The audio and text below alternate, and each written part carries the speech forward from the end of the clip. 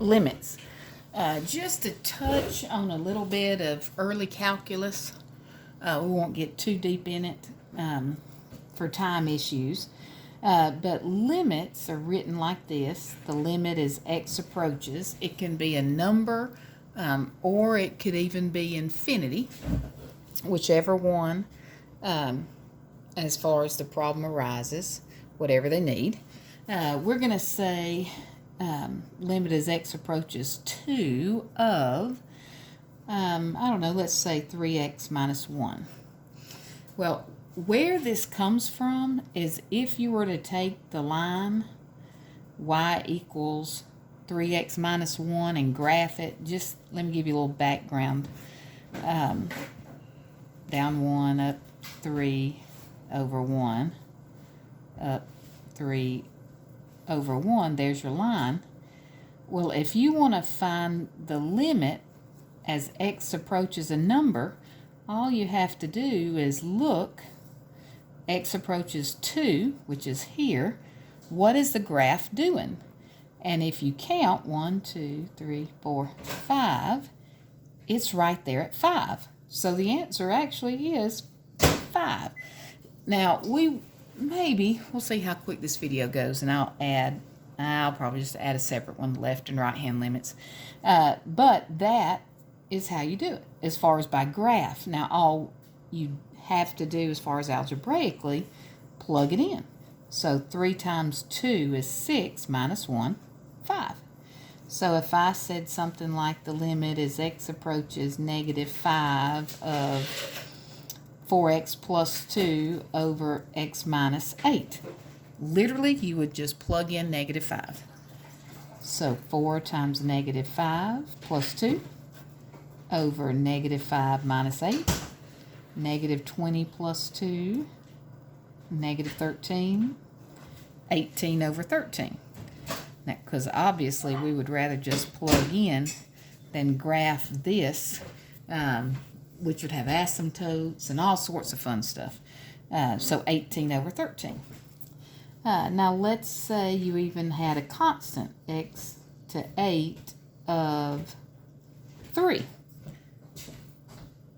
There's no variable for you to plug in. I mean, now technically you could make it x to the 0, but anything to the 0 power, you know, is just 1. So anytime they want the limit as it's going to a constant, it's just a constant.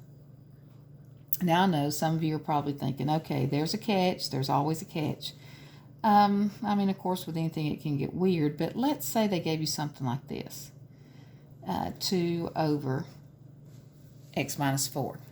Notice how when you plug in 4 in this one, you get 2 over 4 minus 4, which is 0 or undefined. So you know the limit does not exist. Now if you were to graph this, now this one's not too bad, so I can graph. Remember, vertical asymptote at 4, bigger down below, horizontal at 0. Positive, so you know it's going to be third and first regions, just to give you a rough estimate. So you can see at 4 there's a vertical asymptote, so the limit does not exist, where up here it did exist, here it doesn't. So literally, if you get a 0 underneath, it does not exist. But let's say I gave you something like this.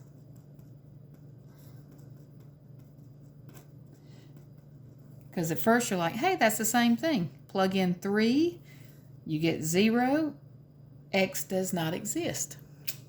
Or the limit does not exist. Well, what should be jumping out at you at the top? Yep, difference of squares, factor. So if, and since the factor factors out, cancels, you're left with x plus 3. Well, if I have the limit as x approaches 3 of x plus 3, 6. So there actually was an answer to this one. This one is actually just a line with a hole at negative, or a hole at positive 3.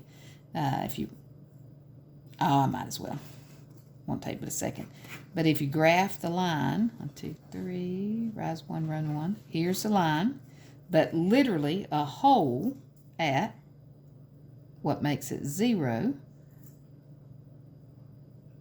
positive 3. So, as x approaches 3, the left and the right hand limit does exist. It's just at 6. And I know I just said some things there that I hadn't talked about yet. But I couldn't resist. For those maybe watching it in the future, coming back, or some of my former students, I want to put it on there a little bit ahead of the game. So if it's a number, you just put it in. If, just to recap, if when you plug it in, you get 0 underneath, see if you can factor it. If you can't factor it, then it doesn't exist.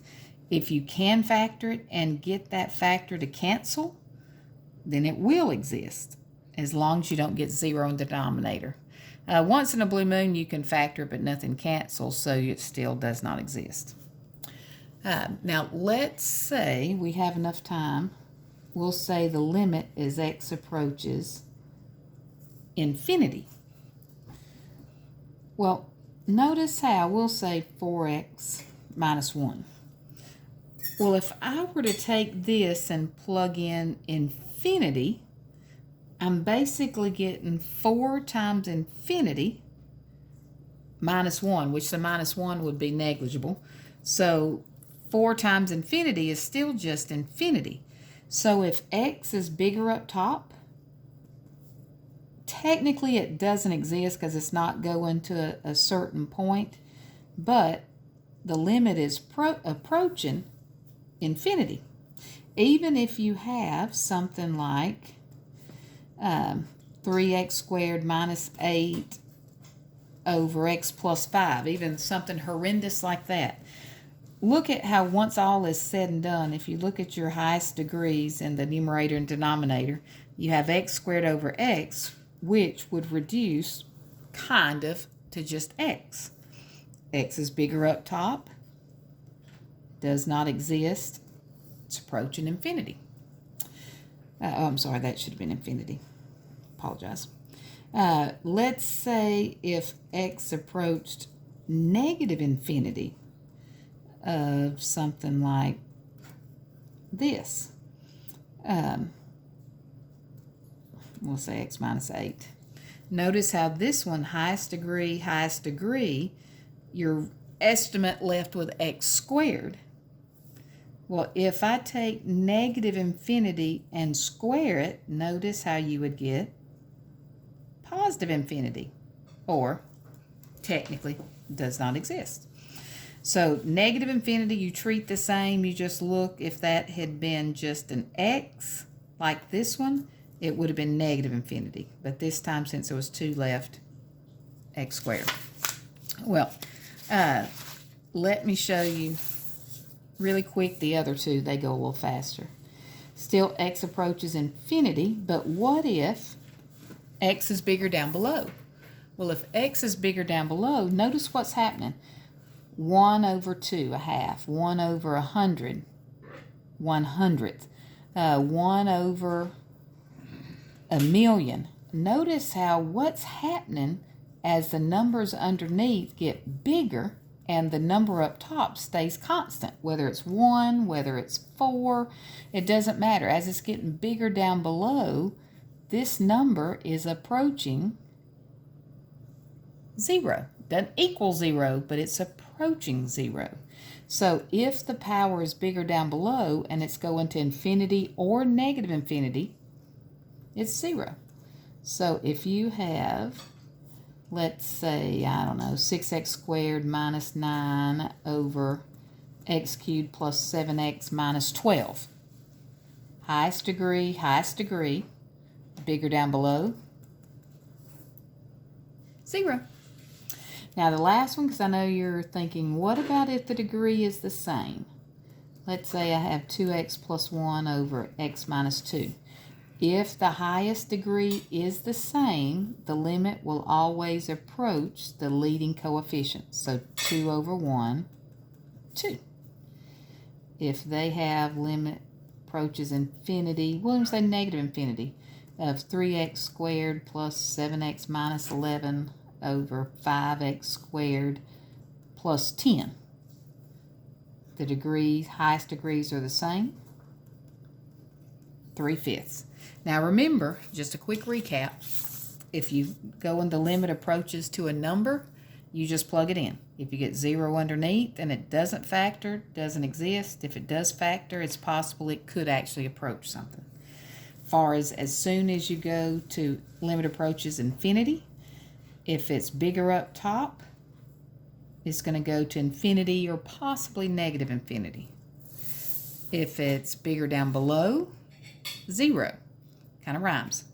If they're the same, it's the leading coefficient. I know this was a lot in a short amount of time. Hopefully I can get to a right-hand limit soon, but there you go. Have a great day.